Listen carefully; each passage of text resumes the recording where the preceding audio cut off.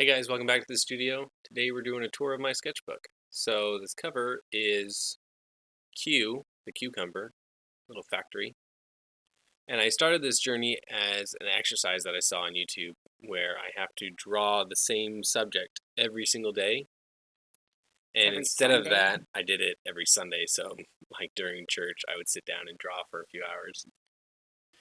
So I've always really liked like these scientific looking notes. So I started out kind of studying. I chose wolves as my subject matter, and I started out studying their anatomy, so sketching different forms of their paws and their eyes and their structure and their skeleton, and getting to know the animal first before I started in on actually drawing actual wolves. And then here I'm experimenting with how That doesn't look like a wolf. it's not supposed to look like a wolf. It's like if you stretch the proportions of the face, how does it change the way they look? Right?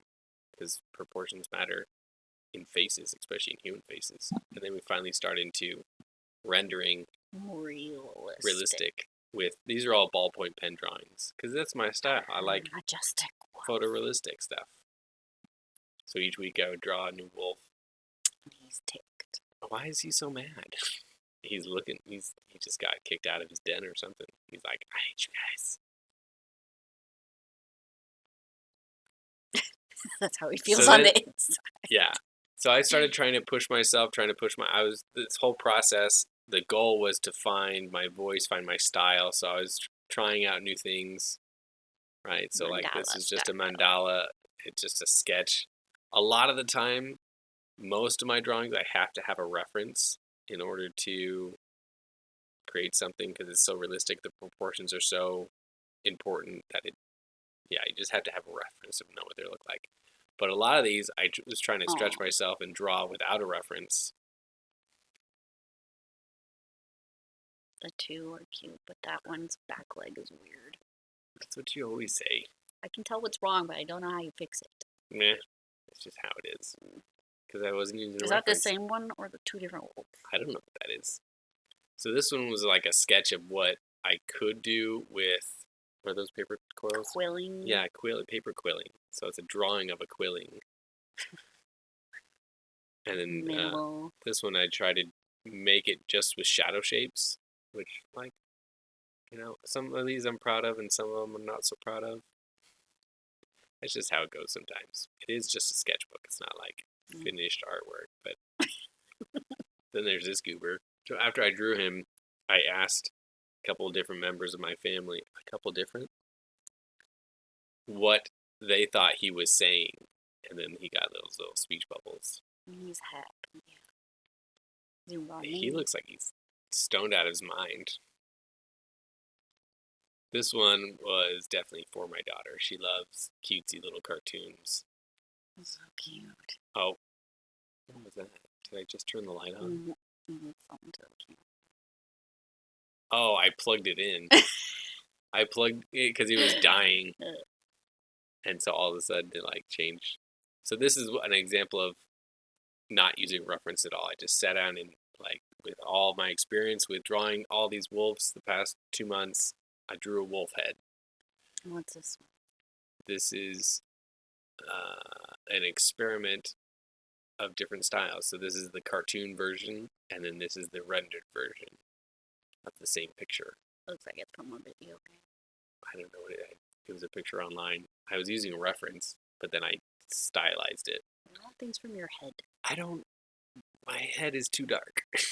You gave up on wolves. So yeah, I was supposed to keep drawing wolves for the whole book, like a year, like fill up the sketchbook, right? And I got bored with that, so I switched to animals. Same style. I started by researching, I almost said wolves again, owls, their body shape, different types of owls, all different kinds, not just one. Their skeletons.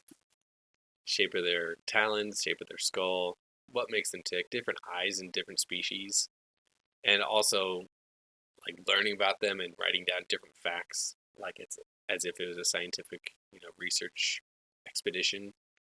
going out and finding owls, but I'm cheating because I'm not actually looking at them. I'm just seeing pictures. And then after my research, I start to render. Great horned owl. Yeah, that's a great horned owl. I wrote down, we gave each one a name, and the species of the owl is also part of the image. So that's a normal barn owl, which I think is the same as Hedwig from Harry Potter. That's what she's supposed to be. Oh, it's cute and angry. That's a pygmy owl. I think it's the world's smallest species of owl. Really little. And then this one. No, that's probably.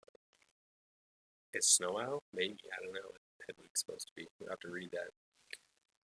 Trying to experiment with creating an image without drawing the image. Like making the least amount of lines possible and still have it recognizable. And then, of course, Hootie. I had to put Hootie in there because he's hilarious. Or is it a girl? I think it's a boy. I think it's a boy owl. But Hootie's great. If you don't know who Hootie is, you gotta look that up. It's pretty great. So this one was an experiment of how time affects the final product. So this one I took 1 hour to draw. Is it a pygmy with a huge worm? I mean, no, this is a great horned owl. Pygmy with a regular worm? He's an old man. With a huge And then this worm? one I took 6 hours to draw. So you could definitely see you need time. The effect of time on a piece of art. Oh, and then I got bored again. Switch it up. Foxes. We're doing foxes this time. I used to love, like, wolves and dragons were my thing for years, and now I think I'm going to switch, and foxes are my new favorite. Close to wolves. They're tiny. They're like cuter versions of wolves. I think wolves are played out. Nobody does foxes. Everyone has wolves and movies and stuff.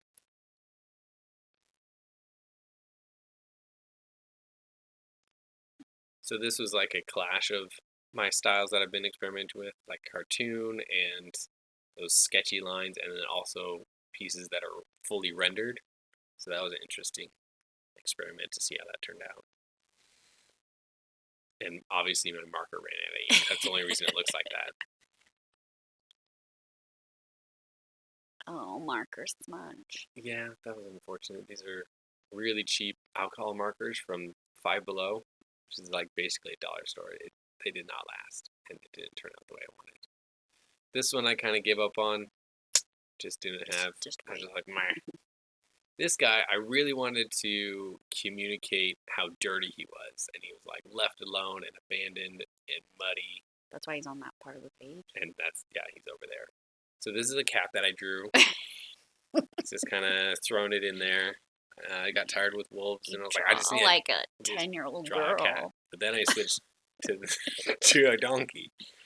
No, this is so I got away from that. Was kind of like the end of the fox chapter, and these next couple are actually a commission for a lady. She wanted a series of animal drawings that were all babies. So there's a donkey and a cow, and I think that's a rabbit, but it kind of looks like a mouse. It's a bunny. It's a baby bunny, but it needs a dark background. I should fix that. And then also baby chicken.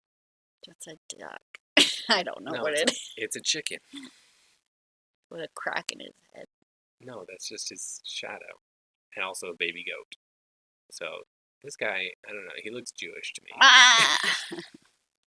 Oh, because of that. It's a Jewish top. goat.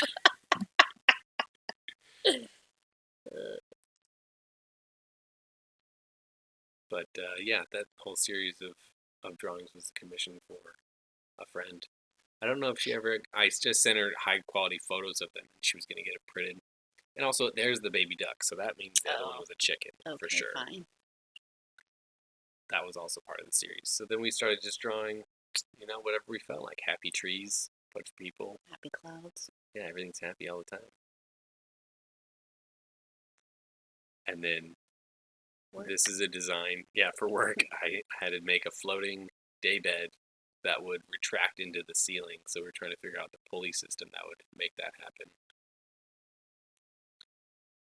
And then trying to push away from realism still and go towards, cartoonized, stylized artwork. This is a version of Bob's Burgers painting in the background of his restaurant. But it was the Krabby Patty. No, that was not a I Krabby thought Patty. you That was made Bob's it. Burgers thing. But I thought you made it the order of a Krabby Patty. Did I? Maybe. Maybe. I don't know. So then I Girls. decided, no, so that's my daughter. We started drawing the family. And this next one is my son, I think. Yeah, so that's my son. Portrait of him. Just, pushing that cartoon style. And that's my wife, Mom. I would never wear a side pony. Side pony? Oh, you're just whipping around. And then, self-portrait had me in there too. Little arms. That's how big my arms are. Didn't go to your belly button. And then we're just, throwing color on the page. Art. Yeah, really push the boundaries of what's possible. Oh, more abstract. So this one is really interesting. I feel like when I see this one, I imagine what someone's brain is like when they're trying to concentrate, but they just can't, and the world is too distracting. Other people are so happy. That's just a random lady. I don't know who that is. And here's some blood. It looks like you're testing markers. And that's it for that book. On to the next one. Oh, they're little cues.